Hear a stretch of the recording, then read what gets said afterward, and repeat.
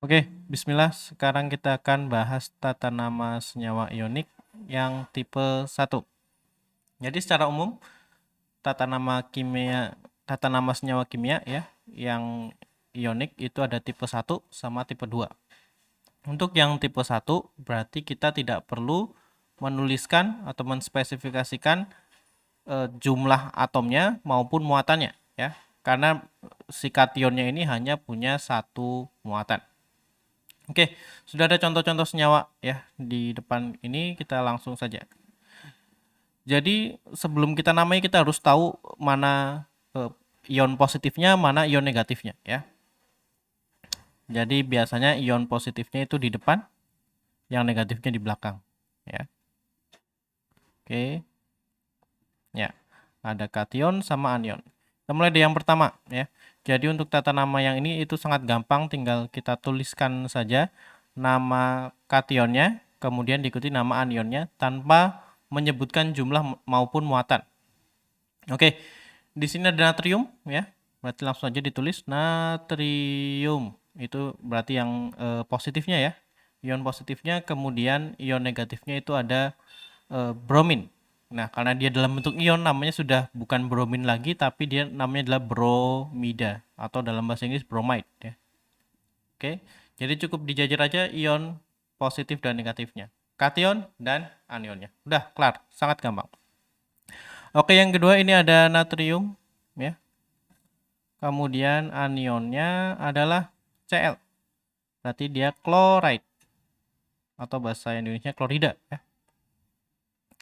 Kemudian yang ketiga ya, nah ini si litiumnya dia ada 2.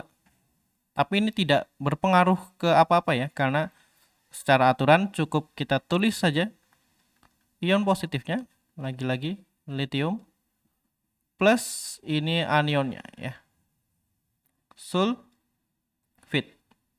Udah, kelar. Kemudian ini ada perak dan fosfat ya. Silver, fosfat. Udah. Sesederhana itu. Oke. Nama kation, nama anion tanpa ada embel-embel muatan maupun jumlah. Oke, kita lihat sekarang di sini ada contoh-contoh ion ya. Nah, bisa dilihat di sini kalau dia dari golongan 1A dan 2A, dia adalah tipe 1. Oke, cuman ada satu muatan ya.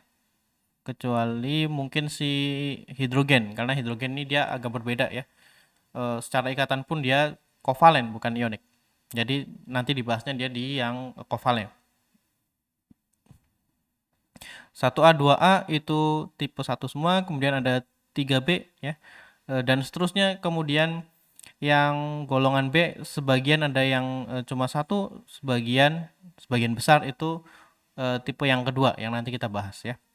Contoh di sini yang tipe 1 ada perak tadi, kemudian ada nikel. Oke. Dan seterusnya dari golongan 3A itu juga lumayan banyak yang tipe 1 ya. Yang ini ya, yang logam saja, aluminium, gallium itu yang tipe 1. Indium itu juga termasuk yang tipe 1. Ya, ini mungkin bisa kalian screenshot supaya kalian punya datanya mana yang tipe 1, mana yang tipe 2. Oke.